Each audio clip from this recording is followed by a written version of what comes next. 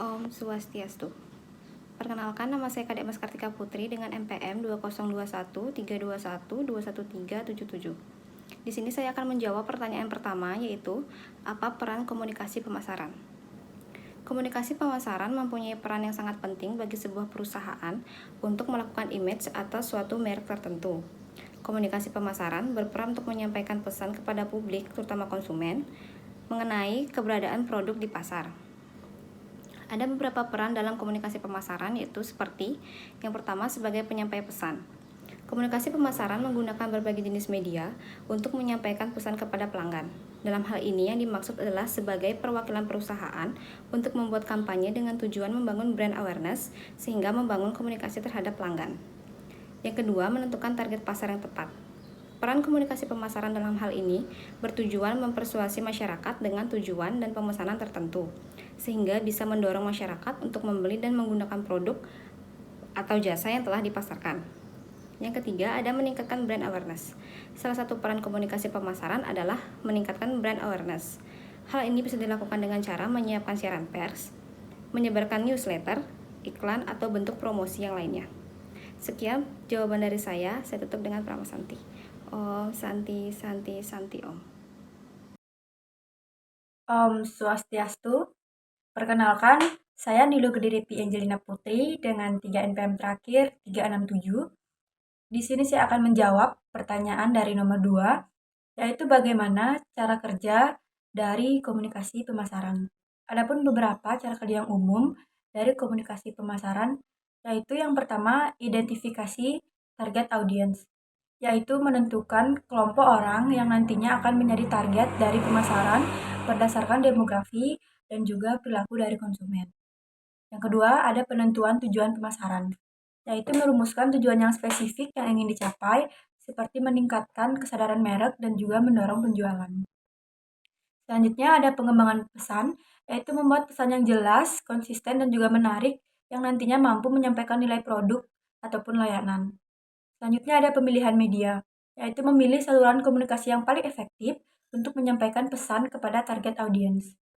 Selanjutnya ada penyebaran pesan, yaitu meluncurkan kampanye komunikasi menggunakan media yang telah dipilih sebelumnya. Selanjutnya ada interaksi dan engagement, yaitu menciptakan peluang untuk berinteraksi dengan audiens. Selanjutnya ada pengukuran dan juga evaluasi, yaitu mengukur efektivitas kampanye dengan menggunakan berbagai matrik seperti tingkat kesadaran merek. Dan yang terakhir, ada penyesuaian strategi, yaitu berdasarkan evaluasi sebelumnya, melakukan penyesuaian pada strategi komunikasi untuk meningkatkan efektivitas kampanye di masa depan. Sekian dan terima kasih. Om Santi Santi Santi. Om Swastiastu. Perkenalkan, nama saya Desa Putri Sinta Sukmawardani dengan 3 digit NPM terakhir 380. Di sini saya akan menjawab pertanyaan nomor 3, yang dimana pertanyaan tersebut yaitu apa langkah-langkah utama dalam mengembangkan komunikasi yang efektif. Langkah-langkah utama dalam mengembangkan komunikasi yang efektif adalah sebagai berikut. Yang pertama ada menentukan tujuan komunikasi, yaitu menentukan apa yang ingin disampaikan dalam komunikasi dan apa yang ingin dicapai melalui komunikasi tersebut. Yang kedua ada mengetahui audiens, yaitu mengenali siapa yang akan menerima pesan dan mempertimbangkan bagaimana mereka akan menerima informasi tersebut. Yang ketiga ada menggunakan bahasa yang jelas dan mudah dipahami, yaitu menghindari penggunaan bahasa yang rumit atau teknis yang mungkin sulit dipahami oleh audiens. Dan yang keempat ada mendengarkan dengan baik, yaitu memberikan kesempatan bagi pihak lain untuk berbicara dan mendengarkan dengan penuh perhatian. Langkah-langkah selanjutnya akan dijelaskan oleh rekan saya. Om Swastiastu. Perkenalkan, nama saya Ana Agung Bagus Adimas Surajaya dengan NPM 617. Di sini saya akan melanjutkan jawaban dari rekan saya, di mana pertanyaannya yaitu apa langkah-langkah utama dalam mengembangkan komunikasi yang efektif. Baik, langkah-langkah selanjutnya yaitu menjaga sikap tubuh dan nada suara, memastikan sikap tubuh yang terbuka dan ramah, serta menggunakan nada suara yang tepat untuk situasi dan audiens yang ada. Selanjutnya, mengajukan pertanyaan untuk memastikan pemahaman. Jika perlu, mengajukan pertanyaan untuk memastikan bahwa pesan yang disampaikan telah dipahami dengan benar oleh pihak lain. Selanjutnya, berlatih komunikasi yang efektif. Seperti keterampilan lainnya, komunikasi efektif memerlukan latihan dan pengalaman. Teruslah berlatih dan terbuka untuk menerima umpan balik positif atau konstruktif. Yang terakhir, evaluasi dan memperbaiki komunikasi. Setelah mengirimkan pesan, evaluasi bagaimana pesan tersebut diterima dan apakah tujuan komunikasi dapat tercapai. Jika perlu, lakukan perbaikan untuk komunikasi selanjutnya. Baik, sekian dari jawaban saya. Selanjutnya akan dilanjutkan oleh rekan saya.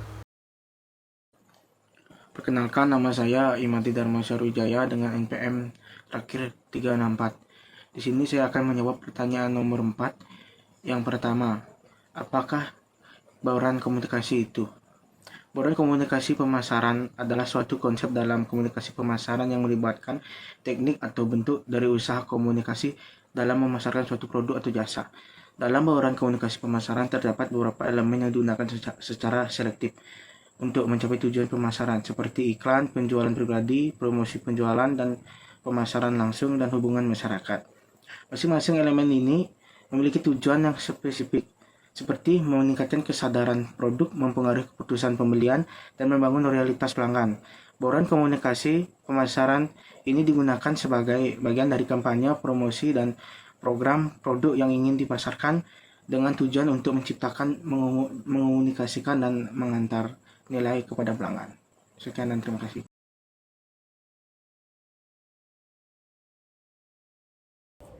Om Swastiastu. Perkenalkan, nama saya Wayanadi Jaya Putra dengan NPM terakhir 335. Di sini saya akan menjawab pertanyaan nomor 4, yaitu apakah bauran komunikasi itu dan bagaimana cara mengelolanya.